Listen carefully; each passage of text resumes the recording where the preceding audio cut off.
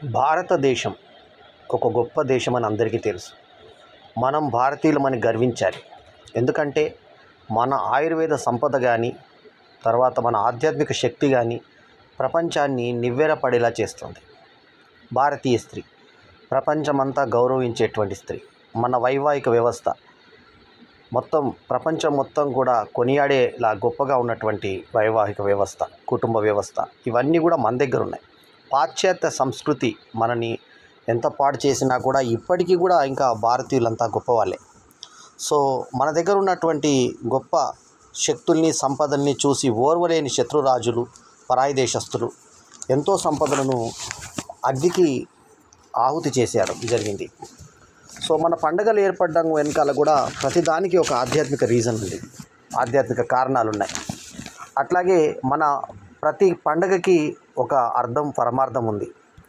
ప్రతి ఒక్క పండుగ వెనుక ఒక రహస్యం దాగి ఉంది. ప్రకృతిలో నిబిడీకృతమైనటువంటి ఎన్నో ఆధ్యాత్మిక శక్తుల్ని మనలో ఐక్యం చేసుకునే విధంగా మనకు ఎన్నో పురాణాలు రాయబడ్డాయి. అంతెందుకు, హనుమాన చాలీసులో ఉన్నటువంటి దూరాలు ఇప్పుడు కొలిసినటువంటి టెలిస్కోప్తో కొలిసిన దూరాలకు సరిపోతాయంటే ఎంత ఆశ్చర్యం కలుగుతుంది.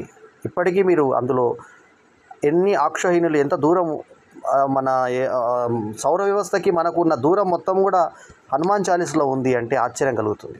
సున్నానికి అనుకుంది భారతదేశం అన్న సంగతి మనకు తెలుసు. కరాటేని నేర్పింది కూడా భారతదేశం అన్న సంగతి తెలుసు. ఎందుకంటే హనుమంతుడు కిష్కింధకాండలో చేసినటువంటి ఫైటు కరాటే అని ఎంతమందికి తెలుసు. అట్లాగే బుద్ధుడు, ఇవాళ చైనీయులకు వాళ్ళందరికీ కూడా దేవుడైనటువంటి బుద్ధుడు పుట్టింది కూడా భారతదేశం అని అందరికీ తెలుసు. అంటే బుద్ధుడి పుట్టిన స్థలం భారతదేశం. అట్లాగే బహురూపుడు, భక్త సులభుడు అయినటువంటి గణేశునికి సంబంధించినటువంటి వైదిక సాంప్రదాయంలో శ్రీ విఘ్నేశ్వరుడికి ఉండేటువంటి ప్రథమ స్థానం గురించి ప్రత్యేకంగా చెప్పనవసరం లేదు. శుక్లాంబరధరం విష్ణుం శశివర్ణం చతుర్భుజం ప్రసన్నవదనం ధ్యాయేత్ సర్వవిఘ్నోపశాంతయే ఆనన పద్మార్కం గజాననమహర్నిశం అనేకదంతం భక్తానాం ఏకదంతముపాస్మయే ఏకదంతముపాస్మయే. ఆది పూజల్ని అందుకున్నటువంటి గజాననుడు శైన ఆగమాలతో 32 విభిన్న రూపాలలో దర్శనమిస్తాడు. కాగా చింత్యాగమం అనే గ్రంథం గణపతిని షోడశస్పు మూర్తిగా ఆవిష్కరిస్తూ 16 రూపాలని వివరించింది. ఆ యొక్క రూపాల ధ్యాన శ్లోకాలను పఠిస్తూ ఆయనను ఆరాధిస్తే కలిగేటువంటి శుభ ఫలితాలను కూడా వివరించింది. వాటిలో ప్రధానమైనవి 8 రూపాలు. అవి భావం: ఎర్రని శరీర కాంతితో ఎలుక వాహనాన్ని అధిరోహించి 4 చేతుల్లో తన దంతాన్ని, అంకుశాన్ని, మామిడి పండును, పాశాన్ని ధరించిన శ్రీ విజయ గణపతిని సకల కార్యాల్లో అన్ని అడ్డంకులను తొలగించి సర్వత్రా విజయం ప్రసాదించాలని ప్రార్థిస్తున్నాను.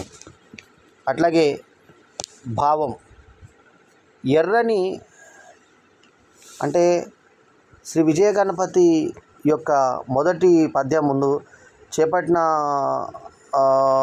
ప్రతి కార్యం యొక్క ఇది మనకు ఒక్కొక్క పద్యం రూపంలో మనకు ఇక్కడ వివరించడం జరిగింది. అట్లాంటివి ఏంటి అంటే శ్రీ విజయ గణపతి, శ్రీ మహాగణపతి, తర్వాత శ్రీ లక్ష్మీ గణపతి, శ్రీ విఘ్న గణపతి, శ్రీ సిద్ధ గణపతి, సిద్ధి గణపతి, తర్వాత శ్రీ శక్తి గణపతి, శ్రీ భక్త గణపతి, శ్రీ బాల గణపతి. ఈ గణపతులు అన్నమాట. సో ఈ గణపతులకు సంబంధించినటువంటి ఒక్కొక్క దేవుని గురించి ఒక్కొక్క శ్లోకం, అంటే అదే దేవునికి ఒక్కొక్క రూపం గురించి ఒక్కొక్క శ్లోకం మనకు రచించడం జరిగింది ఆ గ్రంథంలో. అయితే వినాయక చవితి రోజున 21 ఆకులతో గణనాథుని పూజించడం మనకు సంప్రదాయం. ఏకవింశతి పత్రాలుగా వ్యవహరించే, ఏకవింశతి అంటే 21, ఏకవింశతి శ్లోకాలుగా వివరించే ఈ ఆకులన్నీ ఆరోగ్యకారకాలని ఆయుర్వేదం చెప్తుంది.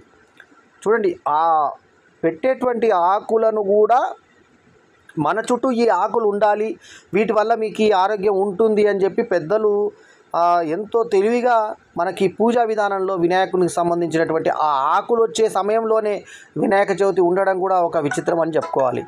ఏకవింశతి పత్రాలు ఏంటి, వాటి ఆరోగ్య సూత్రాలు ఏంటో ఈ వీడియోలో తెలుసుకుందాం. అదేంటంటే మాచీపత్రం అంటే మాచీపత్రి. ఈ మాచీపత్రి ఏంటంటే ఆర్థమీసియా వల్గారిస్, మంచి సువాసన గలటువంటి పత్రి.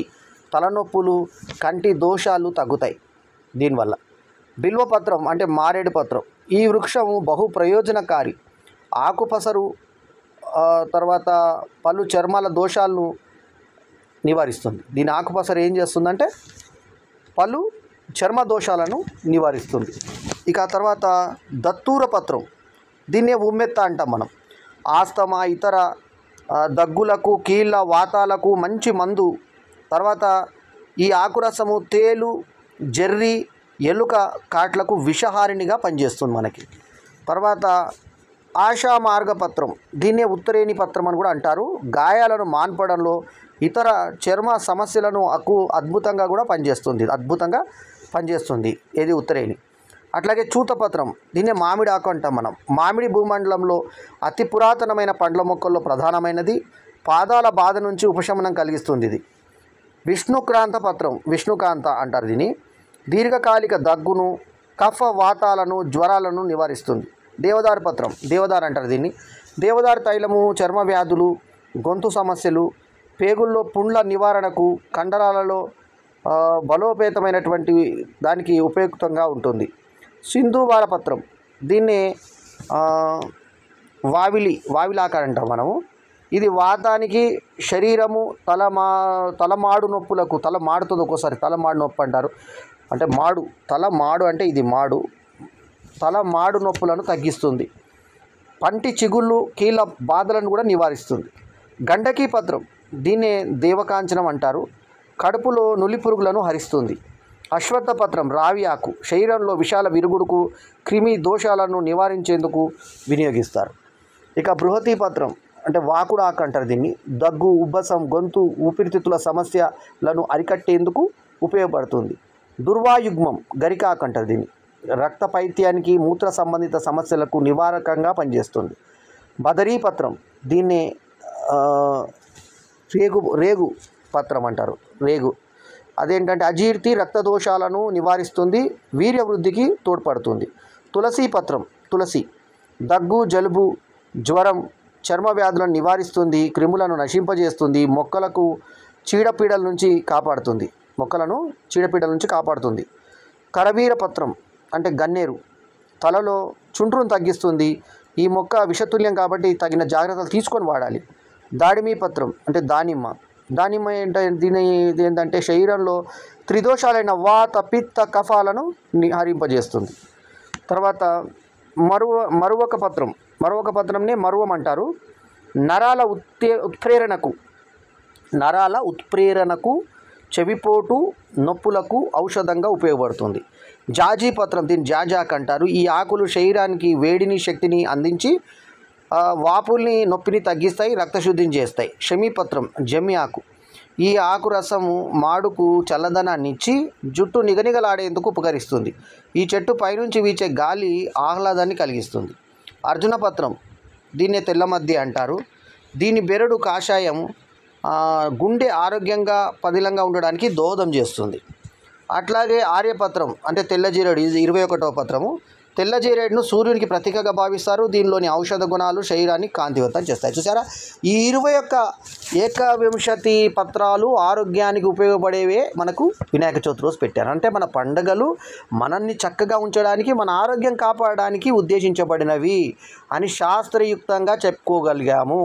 అంటే ఆయుర్వేదానికి ఉపయోగపడేటువంటివే వినాయకుని దగ్గర పెట్టమన్నారు. అంటే అవన్నీ వాటి యొక్క ప్రభావం మన మీద మంచి జరగాలని, మంచి చేకూరాలని.